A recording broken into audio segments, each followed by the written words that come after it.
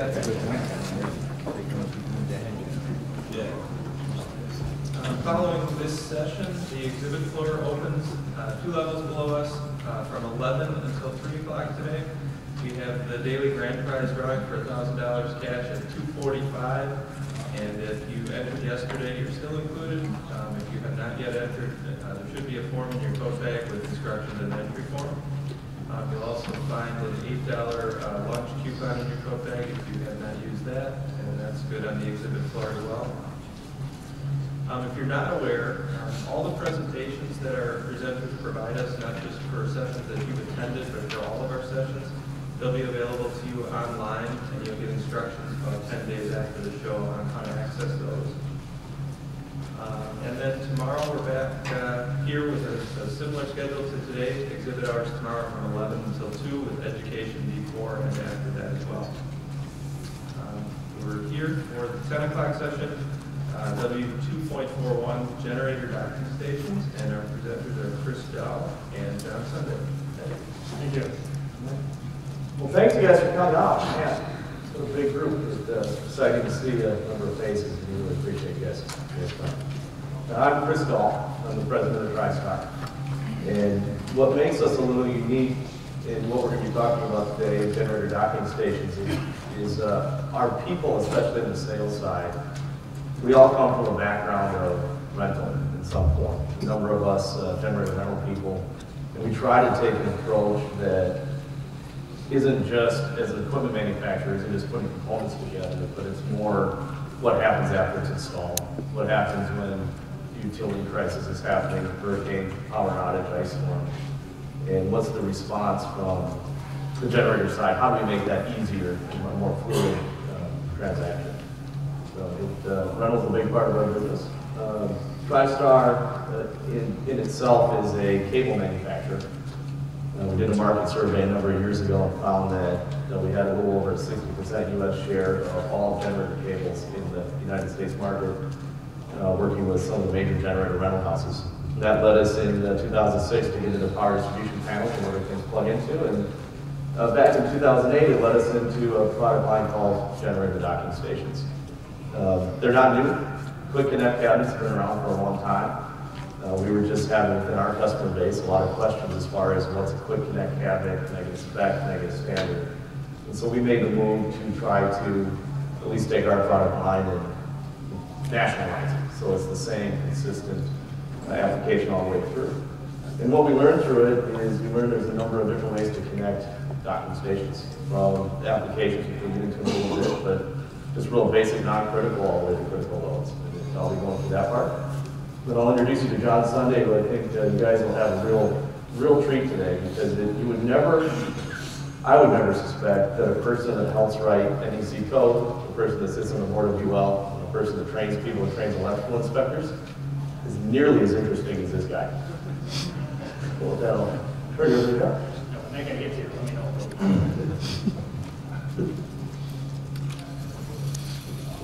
Let me know. Go ahead. Okay. Go both of them. Generator docking stations, what is it? It's really the ability to quickly connect to a building. Non-critical type applications may have a connection to a building, point where there might not be UPSs, there might not be a permanent generator. It's just a way of turning something on that maybe 10 years ago wasn't even a thought to turn it on. That led us into providing additional backup for places that have automatic transfer switches that might not have a permanent.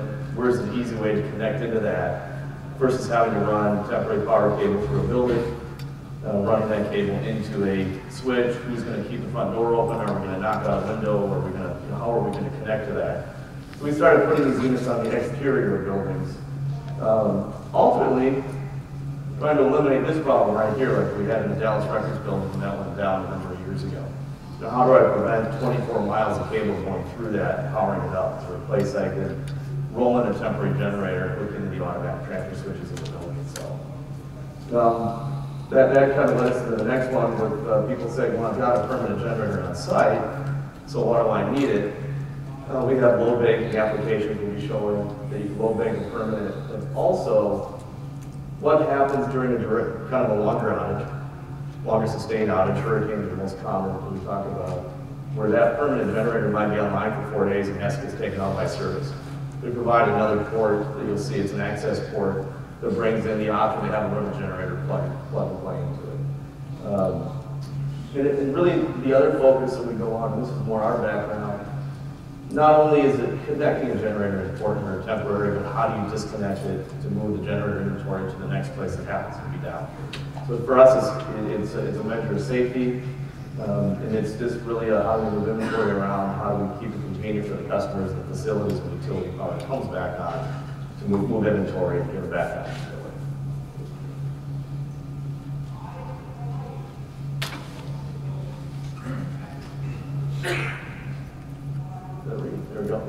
There we go. What we'll go through here is a few different kinds of docking stations. We have quick connect boxes. Those are simply designed so if there's a transfer switch in this room, we're going to have hardwired to the outside of the building so that you can avoid what you see in the bottom. Birmingham, Alabama, cable going up the stairwell to the building, and also you see here in Dallas Record building was kind of a neat, just a neat visual application of a lot of cable going through. How do we put that on the outside and roll up the generator, quick connect, and then take it out when the power's back on. Now, places that don't have transfer switches, we'll talk about different types of applications where we have Kirk keys and rotaries. A rotary for us is simply a double throw disconnect, which Square D makes a lot of them. You'll find them out there in the market. It's the way to transfer from source A to source B safely. And then there's other ones out there, dual purpose docking stations, or what we call ours, or just breakthrough systems. Switching methods, there's two ways to switch power. One's automatic. Those are probably for the more critical loads, or the loads that want to be instantly transferred, most likely to a permanent. But in some places, to a place that just simply has a transfer switch, supermarkets might be a good example, where if the storm's coming into a park, you'll get a rental house parking generator out there with water on start and switching home. And what's exciting for us is manual, the non-critical loads.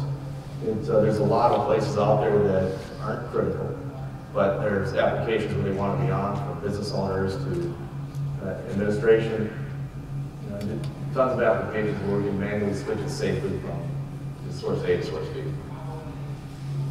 All right, this is what I pick up. All right, my name is John, like Chris was saying, and everything I'm going to talk about is going to be based on the NEC. Why is he talking about that? Because if you have arguments or you have discussion, I like to call them discussion, that's what my wife calls them, discussion on something, we got to have a basis of how we're going to reference that discussion. What we're going to do is based on this is what I know is the NEC. Yeah, there's other specs out there. I mean, if you're in the healthcare facility, you might be using the NFPA 99. That's another great reference. That's not where I'm going to go. I'm going to go off of what your electrical inspector is going to go off of, which is going to be the NEC 70. All right. Now, there's a few things I also do. I'll give you a little background of what I do. Is I work for Chris Dahl. All right, that's enough said. But I also, for him, I make sure that all our products get UL listed in testing. Okay, they get tested to the UL standard. All right, I sit on a UL panel, 1691 right here, and most of our stuff is listed to the UL 1008 or 1773 or 1640. And so we can kind of base all our, you'll say like, well, my electrical engineer, or I'm an electrical engineer, and I think you got to have more than 2 hours of fuel. Remember, the NEC is the minimums. The minimums, that's what I'm going to talk about, and you can always go above and beyond. So, also during my presentation, I'm going to talk about the 2014 code that is going to be implemented here real soon in some states. Right? My state of Minnesota is going to be implemented in July. And for the portable power industry, that's going to affect you in a lot of ways, and I will show you how that's going to be also. All right? First thing we got to talk about is two types of generators. Two types of generators. You got two types here. You got your permanent generator, which is going to be on site all the time. All right? And it's a great system to have. And then you also have a portable or a roll-up. All right? And these can vary from small ones that you might have in your garage, all right, for your own residential use, or they might be as big as this one here. All right, and we'll talk about the implications of both of those types of units. So, the first thing on a portable generator is, if that's the way you're going to go, and it's a fine way to go, and Chris is going to talk to you more about the docking stations on how to hook those up. That's what you're going to want to do is, where am I going to hook this portable gen set up? All right, I'm going to bring it in. Am I going to have to hire an electrician to on-wire my system and wire this in while I need this portable generator, or use a docking station? All right. But the first thing you're going to want to do is, how am I going to get this generator? Am I going to need to rent this generator? All right, and you'll see there's all sorts of people down there that are renting generators today. And that's one thing I would strongly encourage you. You get a docking station, or you think you're going to have a portable generator, or you're going to need one, make sure you have that lined up before the problem happens. All right, don't, oh, I lost my power, I'm going to call up A&A rental and see if they give me a generator. Odds are it's not going to happen.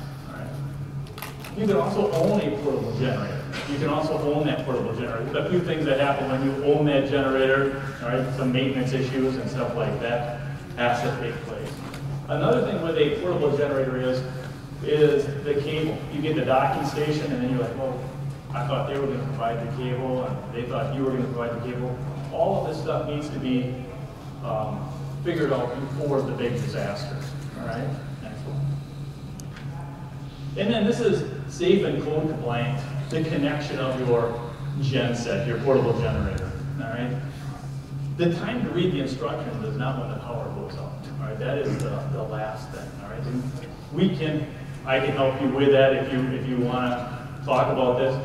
We will even lay out where that portable generator is going to be parked in the facility, okay? We're going to park it right here, all right? This is how we're going to hook it up. This is where we're going to store our cables. This is how we're hooking it up. Go through the whole process on how to de-energize from the utilities and energize onto your portable generator. So starting with a real basic connection box. And what we like to do is we like to find something that is in all the rental house inventory. That's something you have. You're going to see. These guys right here are all camp locks.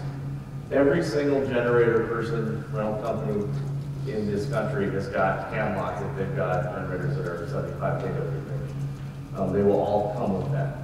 And so the units that we produce, as well as the units, I think where he makes them now, Cutler Hammer, and the number of guys put out there are going to come with these cam locks. And also a place for, which is critical for us in our units, is we also add hardwire connections. Because as often as I think of our business model and the rental people coming out, that doesn't mean that the electricians aren't going to come out, and many of them have never seen a cam lock and they're going to bypass the system. So when you're looking at a quick connect box, I would strongly suggest looking at something that has dual rated, which is really, really simple. We've got one in our booth. It's Row 2100. I haven't been around to the other booths, but I know Cutler Hammer probably has one in their booth today that has both options that I've seen. So no matter who shows up, they're going to know where they go. And that's critical for us to ensure that the purpose of the connection box is simply to quickly connect it safely and disconnect it. You'll notice these are all color coordinated.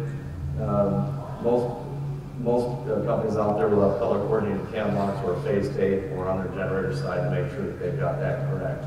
Get into phase rotation in a few minutes. Some things other companies will do too that we find critical is our boxes incorporate a rake system, others incorporate holes. We'll try to find something that prevents the cable from getting stolen once it's hooked up. I know that I've talked to, there's some military people here, government agencies, pharmaceuticals, wastewater treatment people. A lot of those facilities aren't as important because they're more secure, but if you're in an area, I'll pick on gas stations. And if you're a gas station on a hurricane evacuation route, you've got a generator parked out there, you want to make sure that somebody just doesn't easily disconnect and run away with $2,500 worth of cable. More importantly, once they disconnect it, you have an issue with potentially somebody getting hurt. And on top of that, it's disconnected, which means the store's locked. And so you try to find ways to keep these connected and keep the cable inside the unit. And that's important. This particular one, there's connection cabinets out there. We make ours too, and what they're for is if there's a automatic transfer switch or a manual transfer switch in the building or outside of the building, it becomes the quick cam lock approach for the generator people, or it becomes a place for the electrical installers to land their equipment. And the photograph I've got here is of a GE transfer switch where they've installed one of our units right next to it. So if you're to open this up, you find on the backside of these mechanical lugs that are running right into the bus bar of the switch. If you open that up, there's a camera spot. And that's really what started it out for us, is working with our industry rental people, trying to get them to easily connect, and more importantly, easily disconnect. As you point out, in the rental world, most of them will not connect the cable. They'll have an electrician do it due to liability. So facilities managers can do it. It's really simple. It's not rocket science.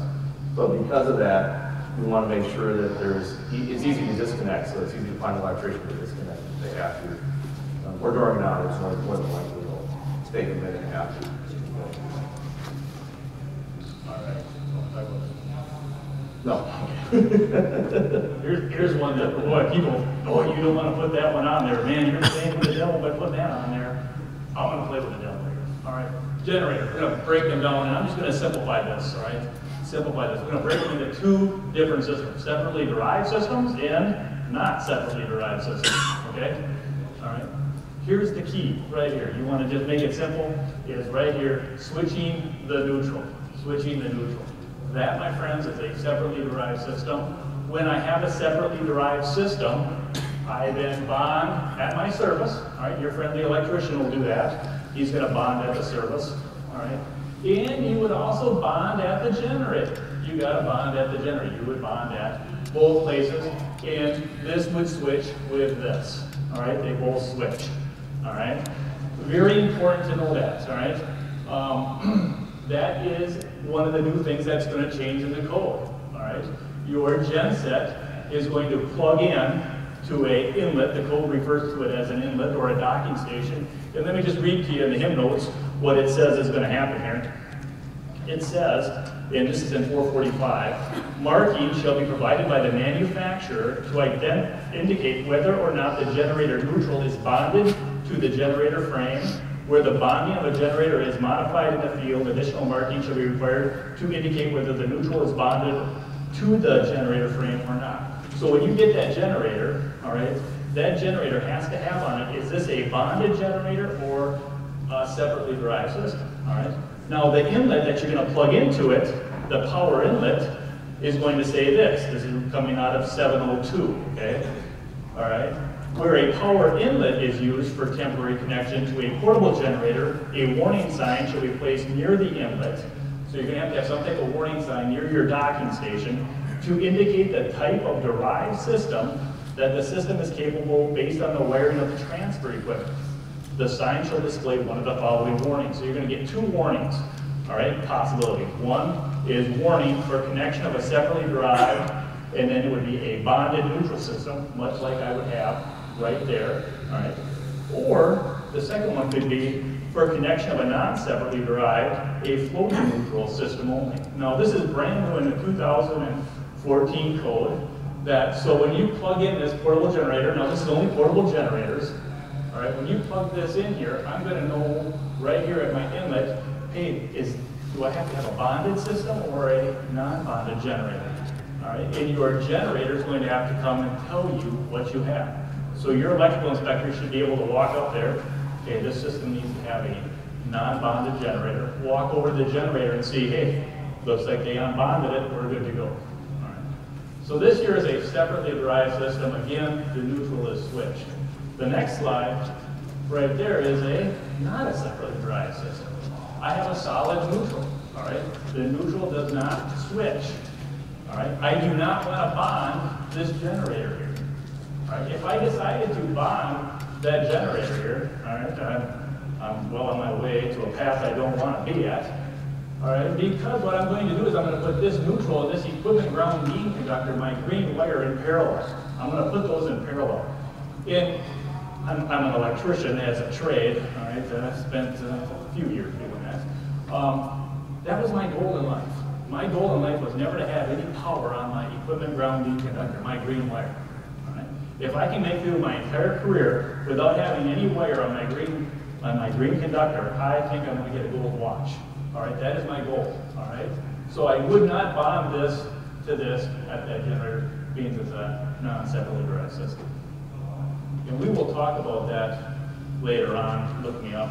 There's nothing I love to do more than talk a little bit of code and eat. Maybe we combine the two together. So.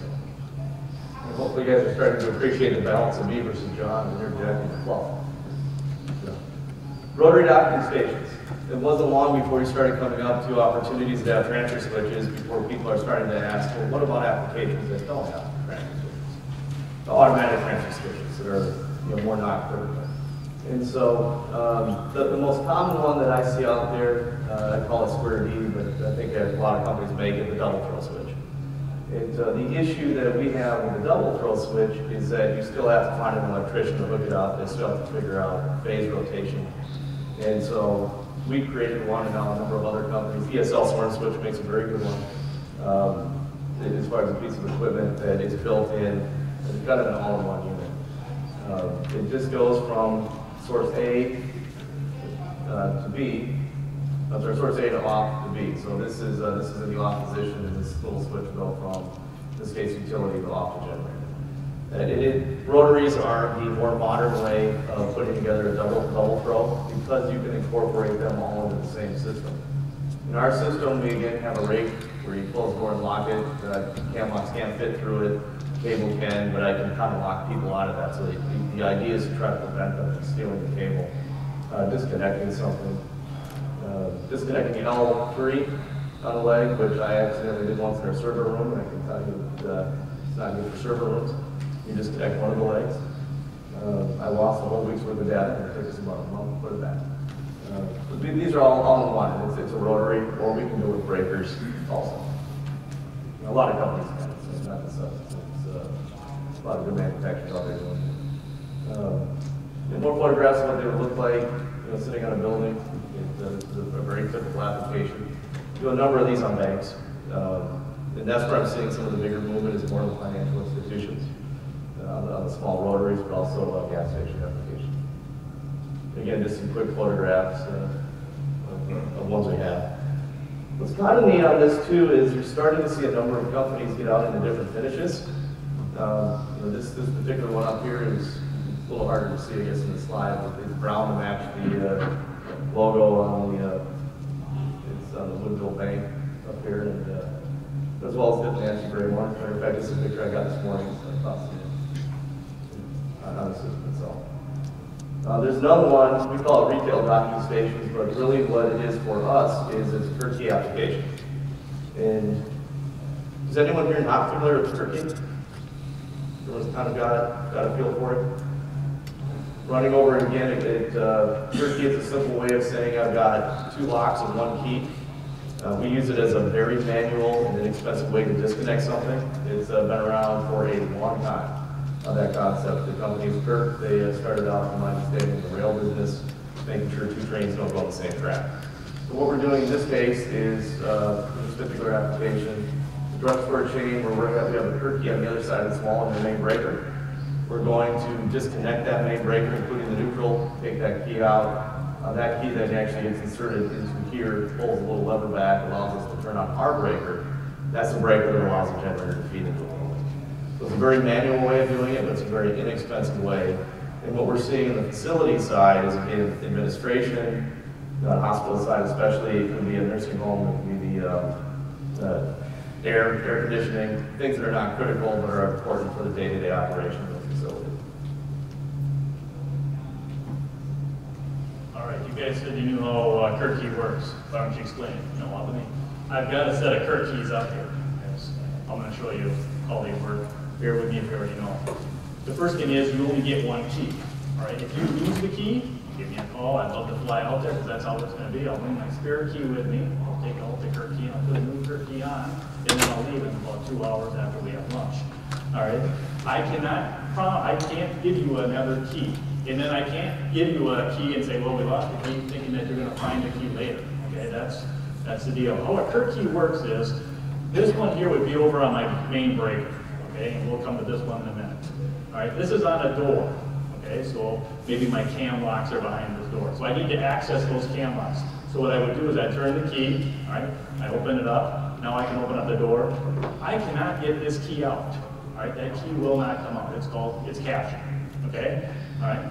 Now I'm done with my generator. I undo my cam locks and my wire. I then shut the door. I shut the door. Boom. I now can get the key out. All right. I do not have the ability to open the door back up. It's locked. I now take this key. All right. And now usually I'm only walking maybe 20 feet to the next one, but you'd be surprised. Every year, a couple people lose the key. You go from this over to this one, the main breaker. All right. So now this is extended out, so my breaker cannot turn on because it hits this. Watch this. I turn this like this. It allows my breaker to switch on. I can't get my key out. My key is now captured over here. All right. It is captured. Okay. It offers you a great way of switching from your permanent power to your generator power without having to worry about, hey, am I going to kill a line? Okay, that should be your goal with a portable generator is, how am I going to hook this thing up without backfeeding the utility? Okay, your goal is not to supply power to the entire block. Okay, it's to just supply power to your building. Okay, and you do not want to supply it out on the grid and have someone get hurt. Okay, your service is going to go down greatly. All right. So this is kind of what John said, pointing out the curb keys. These are our applications and what we look like. We've got a small window here where that's the lock, and the way ours works is you cannot open up any of these doors until you put the key in and turn it. We've got a dual system, meaning if either one of these doors are open, that lock's not going to turn and free up that key. It's a very manual, simple, inexpensive way of taking something that's been around for over 100 years and applying it to non-critical loads. And they've been around. There's a number of companies make it out there. We have our version, but they all work essentially the same. They're all correct for NFMT code. I'm passing that curb key around. The guy got kind of excited. Like I just gave a door prize out. I did not give a door prize out. I'm just passing along the curb key. Okay. Right. See Chris getting a little nervous. You know how much those things cost? All right. So it's coming back. Next thing, permanent generators. Permanent generators, what they need. Here's a permanent generator, it is on site, okay? All right, it's there. The main thing you have to understand about a permanent generator is it has to pick up the entire load, okay? It has to pick up the entire building load. There is no, well, I don't usually need the heater on or the furnace on, or the air conditioning on, I'll shut that off manually. You cannot do that with a permanent generator with an automatic transfer switch, okay? When that automatic transfer switch is over, it has to pick up the entire load. Now, again, once the code makes a rule like that, they make a rule that says, hey, it has to pick up the entire load, then they give you some options, they're called exceptions, which are great. You could do some type of load management or load dumping, all right? Get rid of some of your bigger loads, all right? I've done that on a few occasions, especially in the farming, they use a lot of permanent generators, all right? Well, they don't need all of the stuff on, so they'll dump a lot of their stuff off, use contacts and stuff like that. But it all has to be automatic. Whereas if I roll up a generator and I plug that in, the nice thing about that is it's a manual transfer. I can manually shut my load off. Okay, we've done this, help people figure this out, figure the load out of their building. Hey, you don't need all the air conditioning on, all right, while you're on your portable generator. Shed some of that load, get rid of some of that load. You don't need all of the refrigeration on at that one time, which allows you to what? To get a smaller generator in on the system. So that is one of the things with the difference between a permanent and a portable is the load shedding capabilities. So the next thing, safety. Safety, here again, I'm showing you the curb keys are going around. This is an example of a one-line diagram. All right, here is my load down here, right? Here is my load. Here is my backup power, and here's my electrical utility. I never want those two to be on the backup power and the electrical utility to be on at the same time. So what we'll do is we'll put a transfer switch in here, just like this. All right, so that if we're on electrical utility now, boom, we'll go back to the backup source when we need to. Again, that can be automatic or it can be manual. All right. Here's a guy doing some maintenance. All right? Routine maintenance is something you're going to have to do on a permanent generator, and if you own a portable generator, you will also have to do that, right? Simple changes like oil changes, coolant checks, and stuff like that are common. The one that people forget about is the load bank, right? There's different deals on load banking and all that. Now, some people can get away with doing a test and having the generator pick up the load, okay? All right, the clinic or the hospital in my community loses their power every once in a while, they pick up the load. That could concise as the